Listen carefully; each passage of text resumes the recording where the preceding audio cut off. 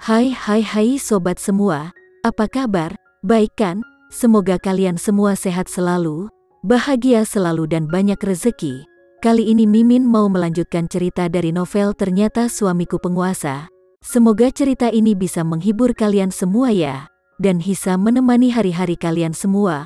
Oh iya, jangan lupa bantu like dan komen ya biar Mimin tambah semangat uploadnya. Kalau begitu yuk langsung saja ke ceritanya, cekidot.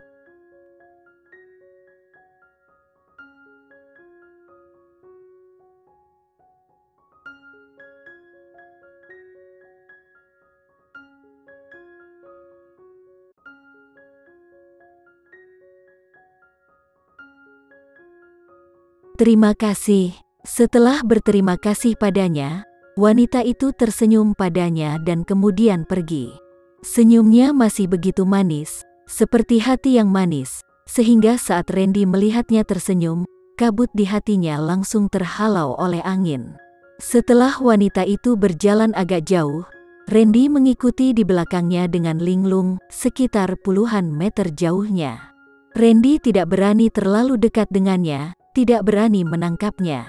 Randy takut jika dia menyentuhnya, Putri, istrinya akan menghilang dari pandangannya seperti yang telah dia lakukan berkali-kali sebelumnya. Jadi, Randy hanya mengikutinya dari kejauhan, menatapnya. Meskipun dia tidak melakukan kontak dengannya, baginya untuk bisa mengikutinya begitu lama membuatnya merasa sangat bahagia.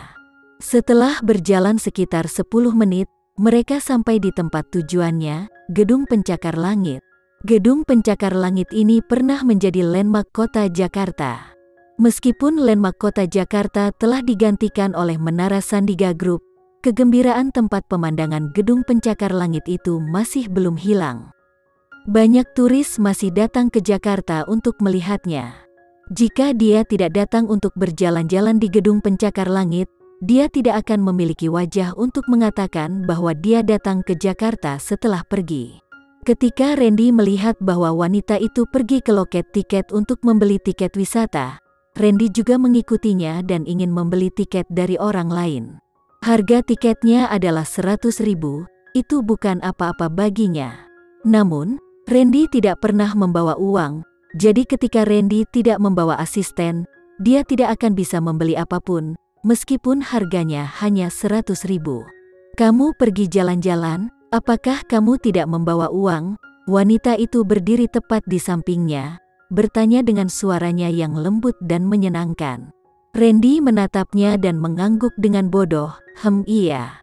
Tolong beri saya tiket dewasa lagi. Wanita itu mengambil 100 lagi dan memberinya tiket.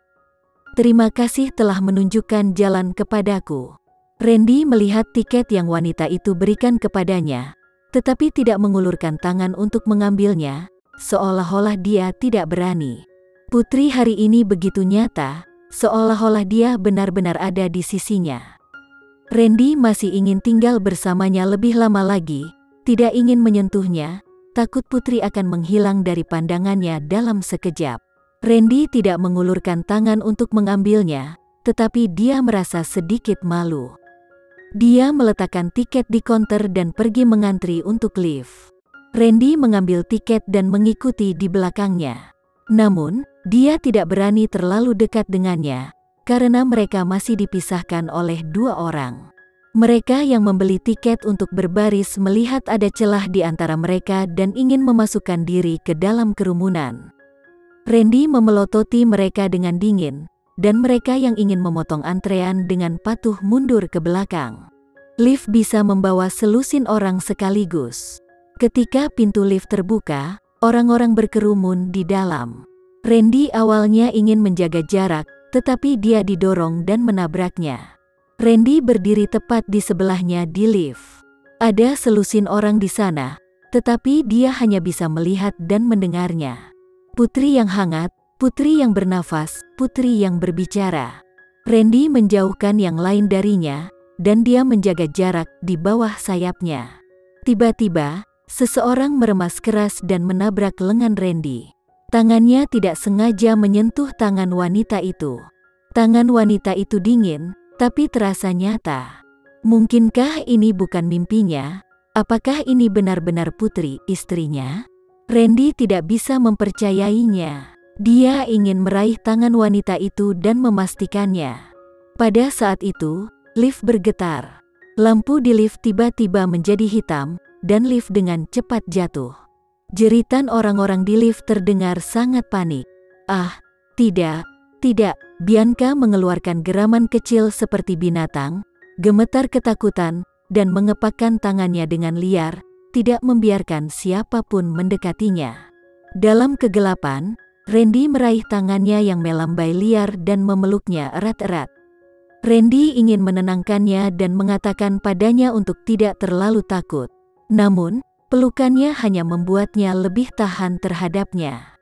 Wanita itu meninjunya lagi dan lagi, hampir dengan raungan yang menyayat hati. "Lepaskan aku, jangan sentuh aku." Lift tiba-tiba berhenti dan tidak terus turun. Jeritan di lift juga berhenti seketika, tapi tinju Putri belum berhenti. Dia tampaknya telah menerima kejutan besar, memperlakukan orang-orang yang memeluknya seperti binatang buas. Randy memeluknya erat dan terus menghiburnya. "Putri, jangan takut denganku di sini. Tidak apa-apa, tidak akan terjadi apa-apa. Aku tidak akan membiarkan sesuatu terjadi padamu. Aku tidak akan membiarkanmu terluka lagi." 3 tahun lalu, Randy kehilangan Putri. Sekarang Randy bertemu dengannya lagi. Tidak peduli berapa harga yang harus dia bayar, dia pasti tidak akan membiarkannya terluka lagi. Tidak ada yang bisa menyakitinya lagi. Randy memeluk Putri dengan erat saat Randy berbicara. Mereka yang memiliki ponsel, keluarkan untuk menyalakannya. Tekan panggilan bantuan untuk segera memberitahu agen real estate. Mendengar suaranya yang tenang, orang-orang yang terjebak di dalam lift tampak seperti baru saja meminum obat penenang. Tidak ada yang membuat suara lagi. Sementara itu, dalam pelukan Randy, tubuh Putri masih gemetar. Cahaya dari telepon menyinari wajahnya yang lembut, memungkinkannya untuk melihat dengan jelas betapa pucatnya dia. Apa yang Putri alami dalam 3 tahun ini yang menyebabkan dia bereaksi begitu keras ketika dia menghadapi sesuatu seperti ini? Tapi sekarang bukan waktu terbaik untuk menanyakan hal-hal ini. Randy harus memikirkan cara untuk membuatnya tidak terlalu takut, sampai tim penyelamat menyelamatkan mereka terlebih dahulu. Jika mereka mengikuti prosedur yang biasa, mereka mungkin harus menunggu setidaknya setengah jam sebelum mereka bisa diselamatkan. Jadi, Randy mengeluarkan teleponnya dan menghubungi Rizal, memintanya untuk mengatur sesuatu.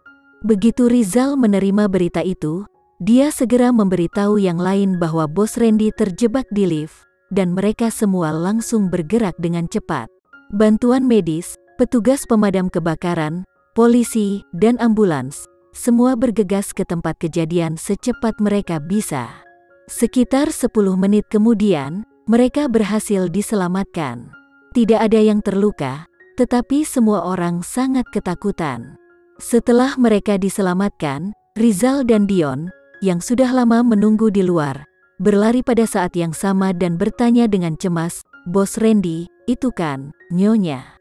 Satu-satunya alasan adalah mereka melihat orang di samping bos Randy, wanita yang selembut mata air, wanita yang telah dicari bos Randy selama 3 tahun, wanita yang telah kehilangan semua tulangnya 3 tahun lalu, sekarang berdiri di samping bos Randy. Keduanya melebarkan mata dan mulut mereka.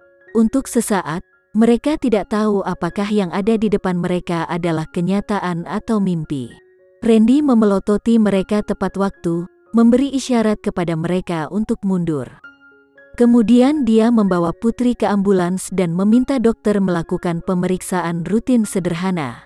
Saat itu, Rizal berseru, "Nyonya," tetapi pada saat itu, Bianca tidak yakin apakah dia mendengarnya dengan jelas atau tidak. Pada saat ini, setelah beberapa pemeriksaan, Bianca mendapatkan kembali ketenangannya. Mengingat apa yang Bianca lakukan di lift, dia merasa sangat malu. Dia meminta maaf dan tersenyum pada Randy, "Tuan, saya minta maaf. Saya sedikit takut dengan lift." Bianca menggigit bibirnya, Rona merah samar muncul di wajahnya yang putih saat dia melanjutkan bicaranya. Aku bereaksi berlebihan barusan. Kuharap aku tidak menyakitimu. Nada suaranya sopan namun asing. Itu adalah permintaan maaf dan tulus. Itu jelas sikap yang sempurna. Namun, kata-kata Bianca seperti pedang tajam beracun, menusuk jantung Randy inci demi inci. Kegembiraan bertemu dengannya terkoyak lapis demi lapis. Fakta berdarah ditempatkan di depan matanya, Putri tidak mengingatnya. Randy menatapnya lekat-lekat, tidak bisa mengatakan apa yang dia rasakan di dalam hatinya. Putri tidak bisa mengingatnya. Randy tidak lagi ada dalam ingatannya. Kenangan bersama mereka semua berubah menjadi debu. Randy tidak berbicara, dan Bianca mengira dia masih memikirkan apa yang baru saja terjadi. Jadi dia berkata, "Tuan, saya benar-benar minta maaf. Saya..."